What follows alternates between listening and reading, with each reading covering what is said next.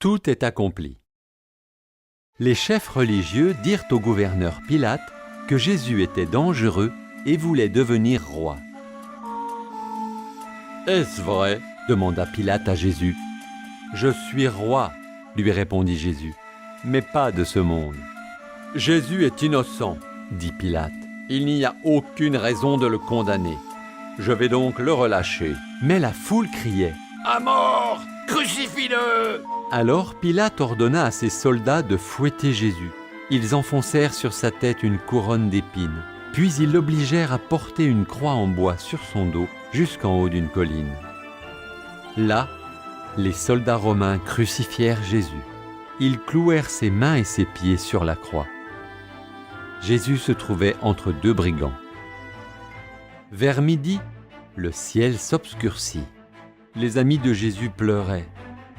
Les chefs religieux, eux, se moquaient. « Tu as sauvé d'autres personnes, sauve-toi toi-même !» Jésus pria. « Paix, pardonne-leur. » Au moment de mourir, Jésus dit « Tout est accompli. » C'est ainsi qu'il acheva ce qu'il était venu faire par amour pour nous.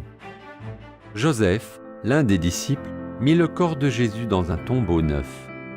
On roula une grosse pierre devant l'entrée. Un long et triste vendredi prenait fin. Un dimanche de fête. Le dimanche matin, des femmes apportaient du parfum pour le corps de Jésus. Comme une grosse pierre fermait l'entrée du tombeau, elles se demandaient comment faire pour la déplacer. Mais quand elles arrivèrent, la pierre était déjà roulée et le corps de Jésus avait disparu. Des anges dirent aux femmes « Jésus est vivant!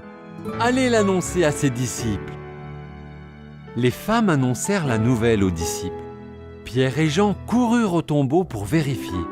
Il n'y avait plus que le linceul de Jésus. Ne sachant que penser, ils rentrèrent chez eux. Le soir, les disciples étaient réunis pour parler de ce qui s'était passé. C'est alors que Jésus leur apparut. Ils eurent très peur, car ils pensaient que c'était un fantôme. « N'ayez pas peur, dit Jésus. Regardez mes mains et mes pieds, c'est bien moi. Allez-y, touchez-moi. On ne peut pas toucher un fantôme. Et les fantômes ne mangent pas, mais moi, j'ai faim. » Jésus mangea du poisson, puis il leur parla. Les textes de la Bible sont clairs.